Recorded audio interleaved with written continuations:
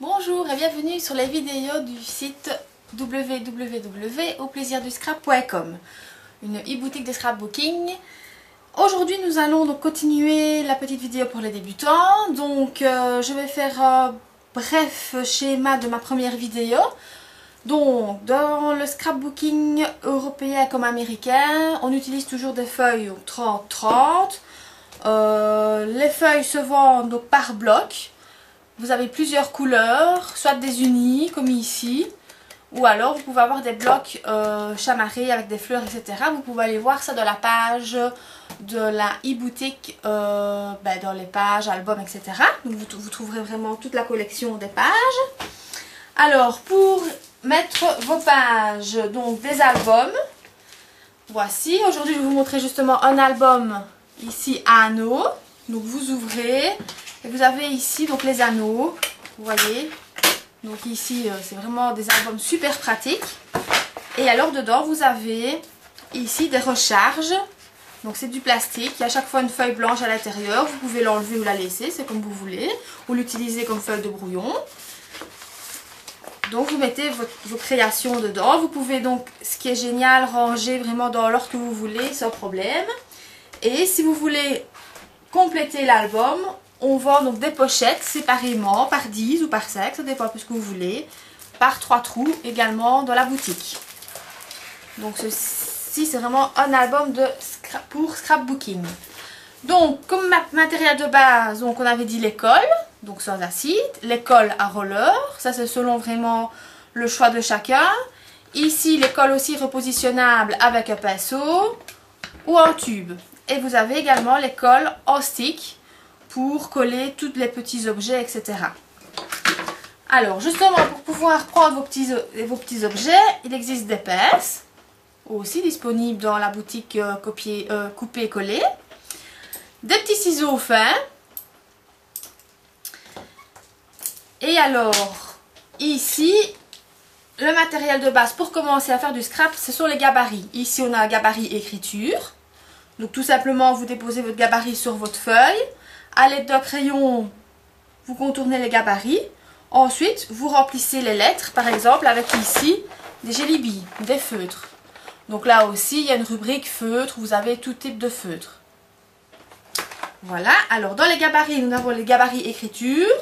Nous avons les gabarits aussi de Make Me, ici donc avec différentes formes. Ici, c'est les carrés, les ronds. Je veux dire, les classiques pour débuter, c'est les ronds, les carrés, les ovales. Vous pouvez aussi également voir donc la gamme de gabarits que je fais moi-même, la collection Jess & Joe de toutes sortes de gabarits. Alors pour pouvoir justement utiliser ces gabarits là, donc on les positionne sur les photos forcément pour donner une forme aux photos.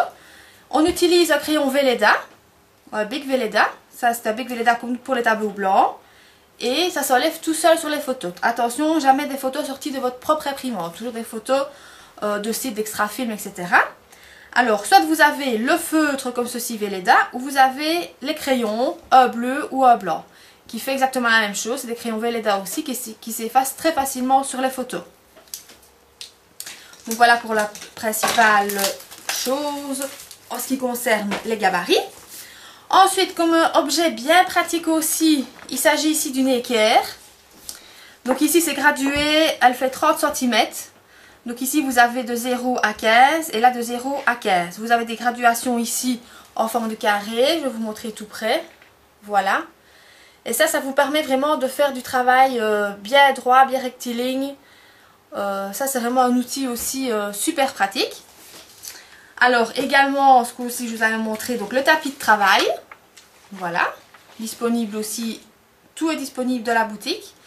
Alors, maintenant, comme décoration, une fois que vous avez vos pages d'album, vous avez votre album, vous pouvez couper, coller, utiliser vos gabarits.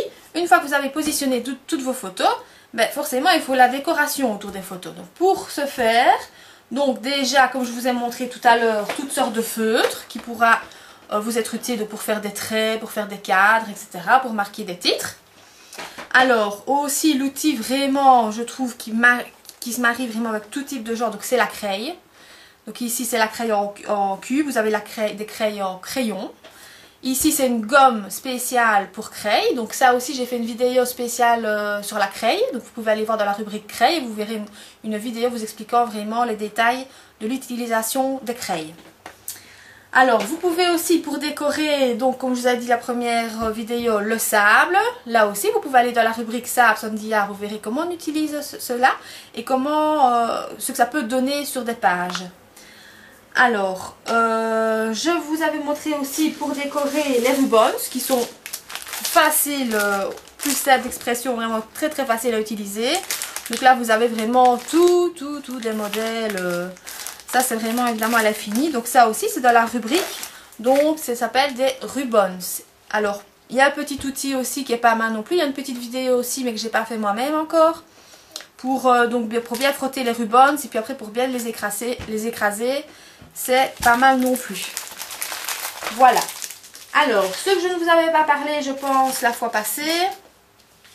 Donc, il y a les tampons. Donc, il existe des tampons bois, comme ceci, et des tampons clear, donc des tampons transparents. Alors, pour ranger des tampons transparents, il existe ici une pochette. Avec dedans tous des intercalaires, vous pouvez ranger aisément chaque fois tous vos tampons. Maintenant, vous pouvez prendre une simple farte à 3 anneaux et vous pouvez simplement prendre les pochettes aussi. Parce que c'est vrai que la pochette ici, ça a quand même un certain prix. Donc ici, tout a été classé, ça se vend comme ceci. Donc vous avez ici par exemple les tampons Kars. Donc là aussi, dans tous les tampons, il y a plusieurs marques de tampons. Je les ai classés par marque, donc les tampons Kars, les tampons Nelly's, etc. Ici, voilà par exemple un petit échantillon de tampons. Et alors évidemment pour utiliser ceci, donc la principale chose pour les classer, ces petites pochettes là sont vraiment super pratiques et en plus elles sont pas chères. Et alors les blocs acryliques également pour pouvoir déposer dessus les tampons. Mais ça vous pouvez aussi aller voir chaque fois des vidéos, vous verrez des vidéos là-dessus aussi. Alors évidemment pour utiliser des tampons il faut des encres. Donc les encres, il y a plusieurs types aussi d'encre. Il y a les yeux de chat. Voilà, comme ici. Donc ici, vous avez plusieurs couleurs en un, je vais dire.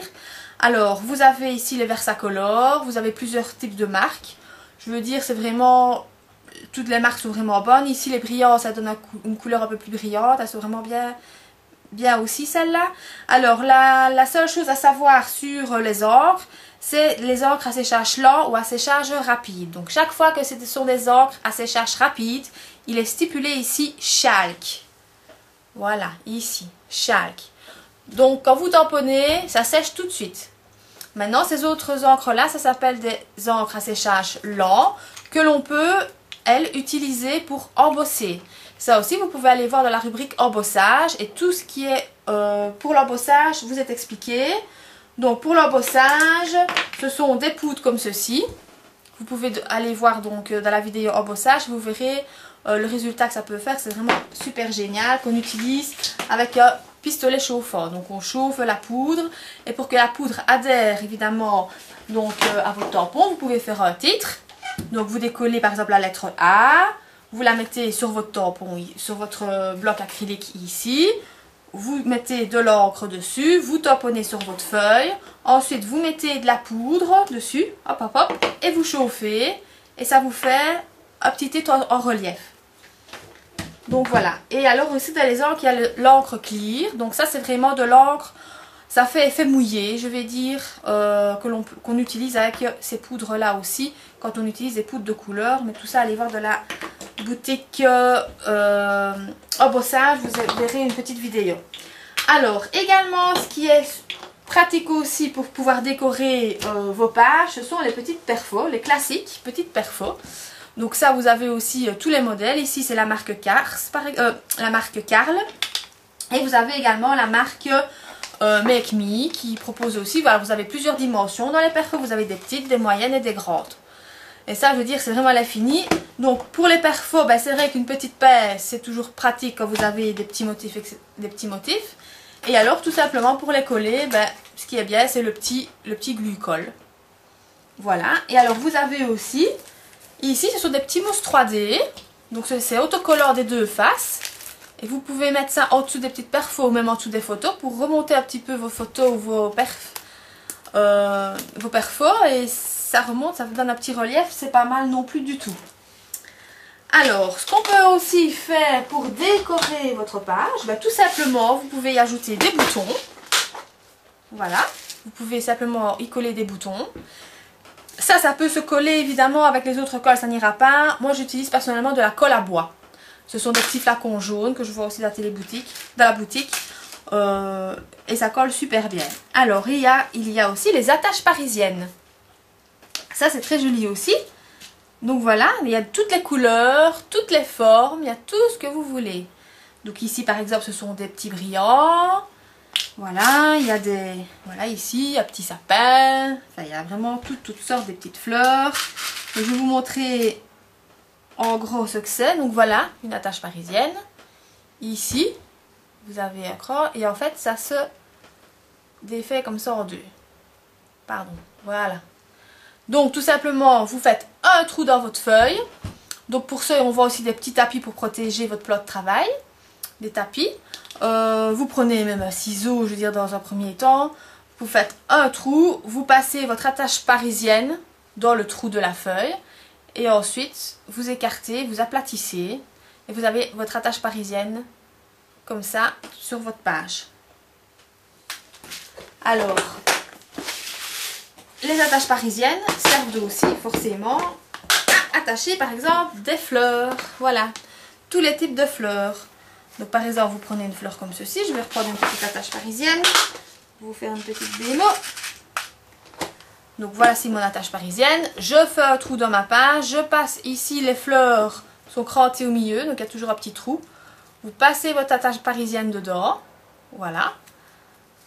Vous accrochez ça à votre feuille et vous avez votre fleur qui est attachée à votre page. Tout simplement.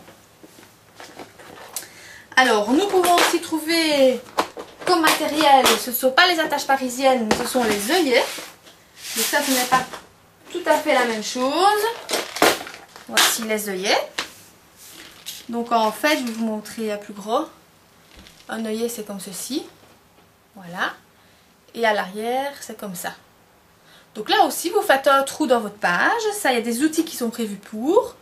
Par exemple, il y a celui-ci. Voilà. Donc, vous mettez votre feuille avec un petit marteau. Vous faites le trou.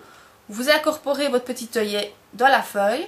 Vous retournez votre feuille et vous aplatissez ici le bout pour que ça colle bien à votre page. Grâce à ces petits outils-là.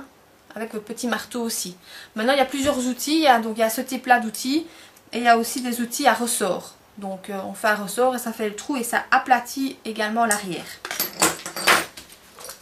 Donc voilà, je vais dire un peu en bref ce que vous pouvez trouver.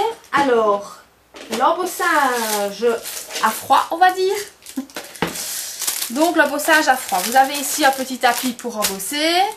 Et en fait, tous les petits gabarits aussi ici qu'on utilise aussi, donc les gabarits décor qu'on peut utiliser avec de la craie, qu'on peut utiliser avec des feutres, peuvent également s'utiliser avec ceci. C'est un petit outil de gaufrage.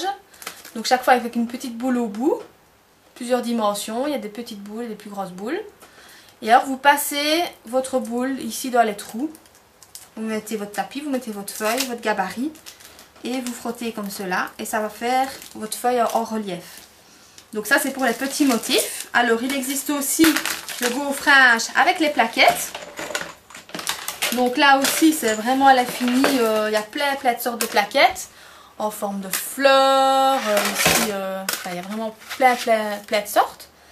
Et ça, bah aussi, c'est très facile. Vous mettez votre plaque, vous mettez votre feuille. Et ça, c'est l'outil qui sert à frotter la feuille. Donc en fait, vous mettez votre feuille et vous frottez comme ça votre feuille. Frottez, frottez, frottez, frottez. Et vous allez voir apparaître sur votre feuille, ici, toute la décoration que vous avez, comme ici, par exemple, des fleurs.